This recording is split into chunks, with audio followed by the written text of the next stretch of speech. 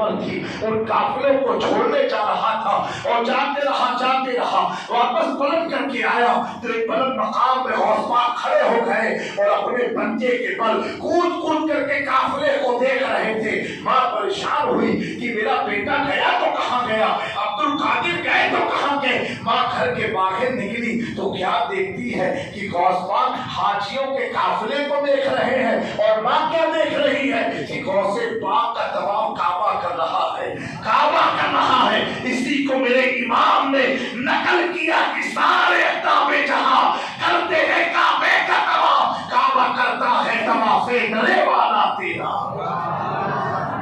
وہ عظیم ذات حضرت غوث اعظم کی کہ جن کے در کا طواف، جن کی ذات کا طواف کعبہ کرتا ہو، اور وہ اللہ کے حضور کس قدر روتے ہو، اللہ کو کس قدر مناتے ہو۔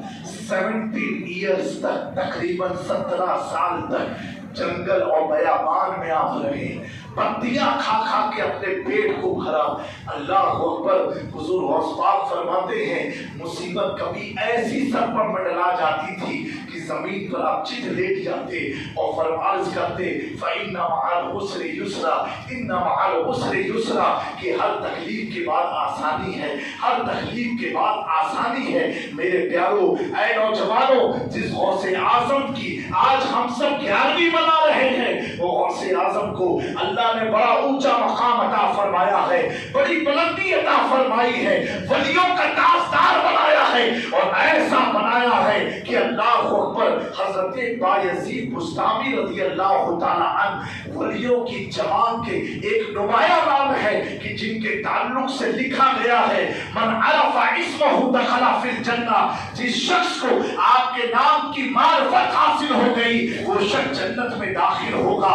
آپ کا نام ہے تیفور بن عیسیٰ، آپ درس دے رہے تھے، لوگوں کے درمیان خطاب فرما رہے تھے، اور دوران خطاب ابھی غوث پاک پیدا بھی نہ ہوئے، صدیوں پہلے دوران خطاب غیب سے آواز آتی ہے اے بایزید بستامی، آنے والے دور میں میرے محبوب کی نسل میں ایک عبد القادر پیدا ہوگا جو بغداد کی جامع مسجد سے اعلان کرے گا کہ میرا قدم سارے اولیاء کے گردنوں پر ہے، کیا تم نے تسلیم کیا؟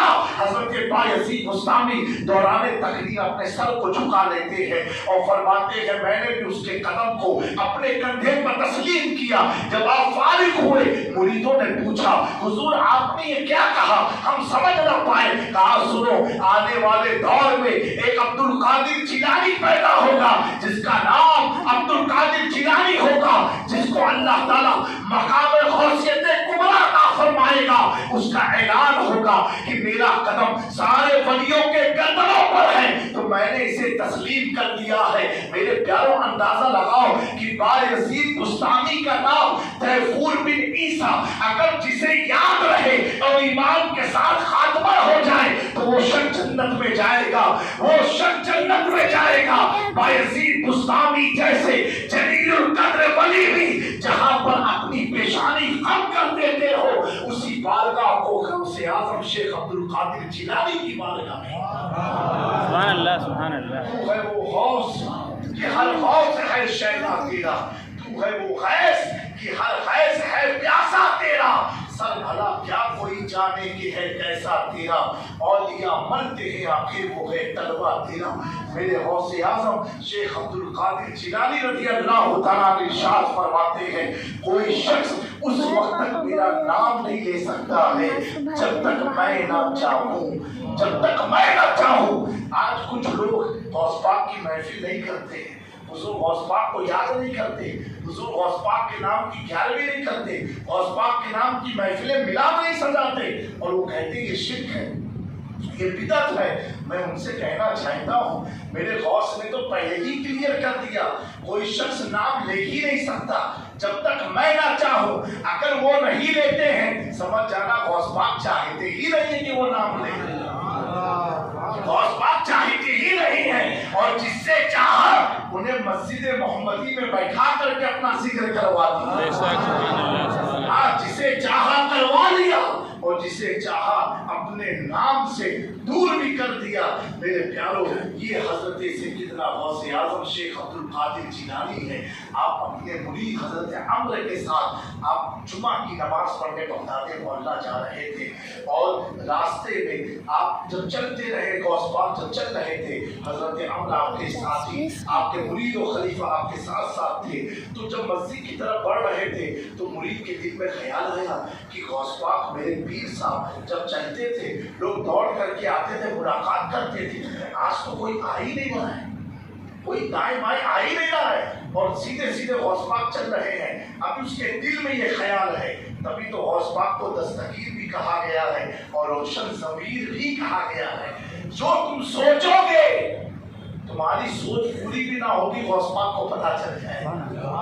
اور یہ اگر دیکھنا ہے آج بھی، یہ زندہ قرابت اگر دیکھنی ہے، اللہ تعالیٰ آپ کو بغداد کی توفیق عطا فرمائے۔ آپ غوث پاک کی بارگاہ میں جاؤ، بغداد شریف جاؤ، وہاں آپ جو سوچو گے آپ کی سوچ سے پہلے غوث پاک آپ کو عطا فرما دیں گے۔ جو آپ سوچو گے سوچ سے پہلے آپ کو عطا ہو جائے گا۔ اتنی بڑی بارگاہ ہے کہ الحمدللہ ہم لوگ 2011 سے کنٹینیو جا رہے ہیں، کنٹینیوس 2011 سے ایک سال بھی گیپ نہیں ہوا، اور وہاں تو جانے کے بعد پتہ چلتا ہے وہ بارگاہ ہے کیسی بارگاہ۔ جب غوث پاک کا قدم جن ولیوں کے گردنوں پر ہے، جب اجمیر کا کوئی جواب نہیں، مخدوم سمنانی کی بارگاہ کا کوئی جواب نہیں، بندہ نواز کی بارگاہ کا کوئی جواب نہیں، قطب الدین بابا فرید الدین کی بارگاہ کا کوئی جواب نہیں، یہ وہ لوگ ہیں جن کے گردنوں پر غوث پاک کا قدم ہے، جن کے قدم گردنوں پر ہے، ان کے دیار کا کوئی جواب نہیں، تو غوث پاک کے دیار کا کیا؟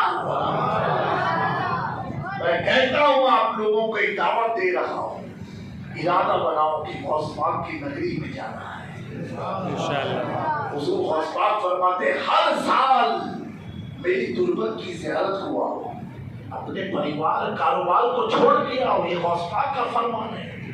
آپ فرماتے تم میرے لیے آؤ، میں تمہارے لیے تمہارے